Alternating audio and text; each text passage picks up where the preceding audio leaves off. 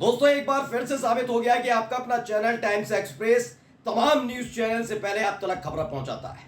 जो खबर हमने आपको एक दिन पहले बता दी थी कि नीतीश कुमार नीति आयोग की बैठक में सिर्फ इसलिए नहीं पहुंचे क्योंकि वो आईना दिखाना चाहते थे मोदी शाह को कि आप हमारी बैसाखी के तल्ले बने हुए हैं प्रधानमंत्री तीसरी बार और आप हमें ही आके दिखा रहे हैं। वो लगातार इस बात पर जोर डाल रहे थे कि जैसे ही बजट आएगा उसके बाद अपना रंग दिखाऊंगा और असली रूप दिखाऊंगा, और दिखा भी दिया। झारखंड चुनाव को लेकर पहले से ही उन्होंने अति सक्रियता दिखाई, इंडिया गठबंधन के करीब नजर आए। लेकिन जैसे ही ये पता लगा कि बिहार को विशेष राज्य का दर्जा देने वाली जो मांग है मोदी सरकार ने सिर्फ इसलिए खारिज कर दी क्योंकि नीति आयोग नहीं चाहता। इसी बीच नीति आयोग की बैठक हुई, तमाम न्यूज चैनल ने दिखाया ममता बनर्जी नहीं पहुंची तो वो नाराज होकर निकल आई, नीतीश कुमार बस नहीं पहुंचे। लेकिन नीतीश कुमार क्यों नहीं पहुंचे सबसे पहले हमने दिखाया। दरअसल इसी नीति आयोग से बड़े परेशान चल रहे थे। नीति आयोग का हवाला दिया था मोदी सरकार ने, उसी नीति आयोग में जाने से साफ साफ इनकार कर दिया नीतीश कुमार ने कि किसी भी कीमत पर उस नीति आयोग की चौखट पर कदम नहीं रखूंगा जिसने बिहार को विशेष राज्य का दर्जा देने से मना किया। यही नहीं, जिस वक्त नीति आयोग की बैठक चल रही थी उस वक्त नीतीश कुमार झारखंड में अकेले चुनाव यानी बीजेपी के खिलाफ चुनाव लड़ने का ऐलान कर रहे थे। एक एक खबर मैं आपको दिखाने जा रहा हूं। नमस्कार, मैं हूं प्रज्वल गौतम और आप देख रहे हैं टाइम्स एक्सप्रेस। बिना देर किए हिंदुस्तान की खबर पढ़िए। यह खबर इसलिए मैं आपको दिखा रहा हूं क्योंकि आपके अपने चैनल ने जो खबर दिखाई थी वो खबर सच साबित हुई है। देर से ही सही, न्यूज चैनल उसी पर आए हैं। तमाम खबरें अखबार वाले जो है या फिर खबरिया न्यूज चैनल है या वेबसाइट है वही खबर छाप रहे हैं जो हमने सबसे पहले दिखाई। खबर क्या है? बिहार को विशेष दर्जा देने से इनकार पर नीति आयोग की बैठक में नहीं पहुंचे नीतीश, विपक्ष का दावा। ये विपक्ष का दावा नहीं है, हकीकत यही है। उन्होंने सम्राट चौधरी को भेजा, बीजेपी के नेता आप जाओ भाई, आपको जाना है, मैं नहीं जाऊंगा नीति आयोग की बैठक में। चाहते तो नीतीश कुमार सिर्फ अपनी नाराजगी दर्ज कराते, लेकिन बगावत दर्ज कराई है वो खबर सबसे महत्वपूर्ण है। आइए अब आपको खबर दिखाता हूं एबीपी न्यूज की। एबीपी न्यूज ने क्या लिखा? नीति आयोग की बैठक छोड़कर चुनावी तैयारी में जुटे थे नीतीश कुमार, एनडीए को एक और झटका देने का बना लिया प्लान। दरअसल यही मैंने आपको खबर दिखाई थी और ये खबर तकरीबन मैंने आपको 12 या 13 दिन पहले ही दिखा दी थी कि नीतीश कुमार झारखंड में बड़ा झटका देने जा रहे हैं। अभी बिहार में नहीं देंगे, पहले वो झारखंड में देंगे। और झारखंड में क्या, अभी 1 महीने के भीतर नहीं 10 दिन के भीतर बड़ा फैसला होने जा रहा है। अभी थोड़ी देर पहले एक खबर मैंने आपको दिखाई थी कि चाहे वो नीतीश कुमार हो या फिर चंद्रबाबू नायडू, दोनों का दिमाग जो है, दोनों की निगाह जो थी वो बजट पर अटकी हुई थी कि बजट आ जाने दीजिए, पहले बजट सत्र पूरा हो जाने दीजिए, देखें बजट में हमें क्या मिलता है। ये जानते थे चंद्रबाबू नायडू कि अगर जोर आजमाइश जारा की तो वो पैसा मिलेगा नहीं जो पैसा मिल रहा है। दरअसल क्या है, चंद्रबाबू नायडू ने तत्परता नहीं दिखाई, छटपटाहट नहीं दिखाई, नीतीश कुमार ने दिखाई।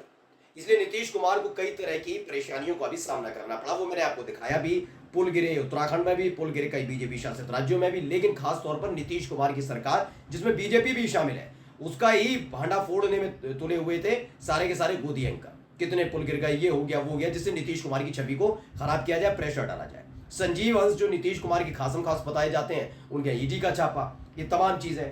यही काम चंद्रबाबू नायडू ने नहीं किया कि तत्परता दिखाई। वो आराम से बैठे रहे, कोई छापा नहीं, किसी तरह की परेशानी नहीं, कोई तरह का मीडिया का माहौल क्रिएट नहीं किया गया, कुछ नहीं हुआ। आराम से उन्होंने बजट भी हासिल किया और खबर निकल कर आई अब उनका अंदर खाने कांग्रेस के साथ गठबंधन हो गया है। अब यही नीतीश कुमार के साथ है। नीतीश कुमार अकेले अपने दम पर चुनाव लड़ने का ऐलान कर रहे हैं। आज तक की खबर देखिए पहले।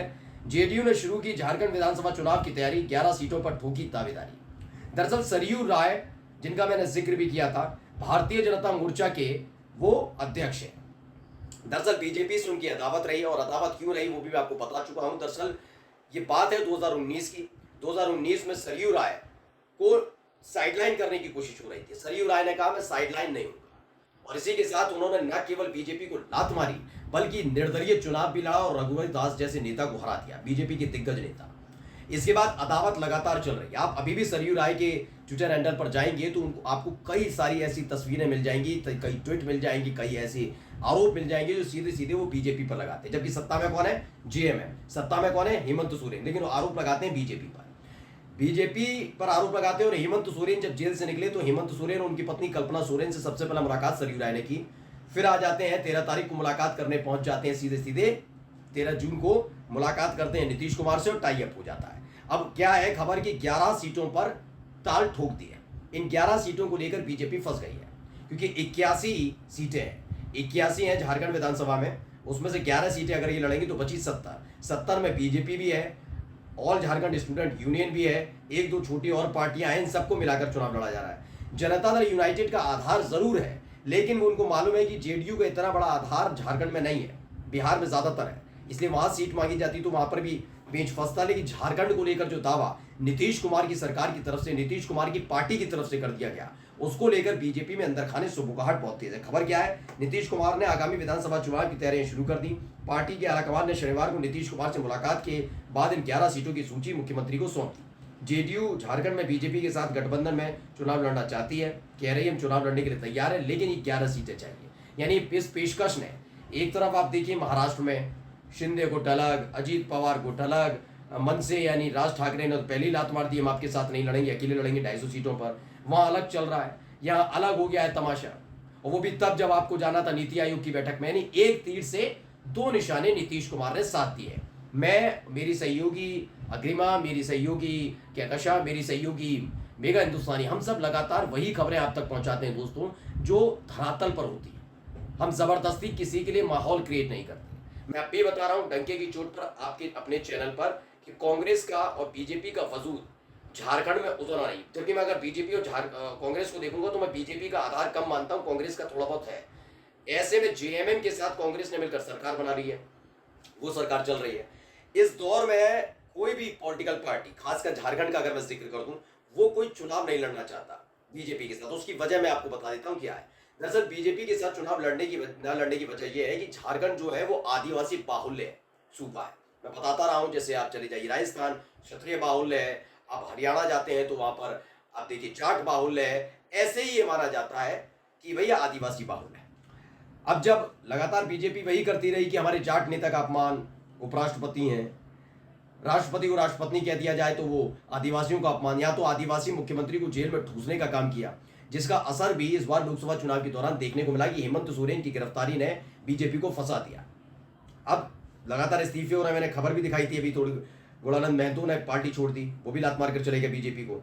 अब जनता दल यूनाइटेड भी जानती है कि अगर वो 11 सीटों पर ताल ठोकेगी तो किसी भी कीमत पर बीजेपी इस बात को मानने के लिए तैयार नहीं होगी, और आनाकानी होगी तो क्या किया जाएगा, आसानी से एग्जिट कर लिया जाएगा। यानी एक तीर से दो निशाने साधने का काम नीतीश कुमार ने किया। एक और खबर दिखा रहा हूं नवभारत की, झारखंड चुनाव में जेडीयू ने बढ़ा दी बीजेपी की टेंशन। ये मैं नहीं कह रहा, अब आप देख लीजिए, जो खबर मैं पहले ही बता चुका हूं दिखा रहे हैं।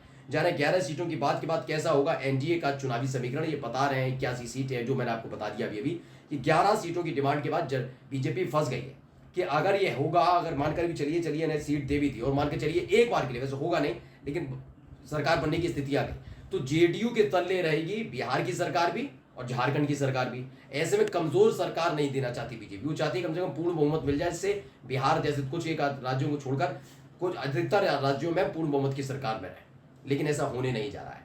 जनता दल यूनाइटेड बजट के बाद पूरी तरह से नीतीश कुमार का रुख बदला हुआ है, जेडीयू साथ छोड़े जा रही है। नमस्कार।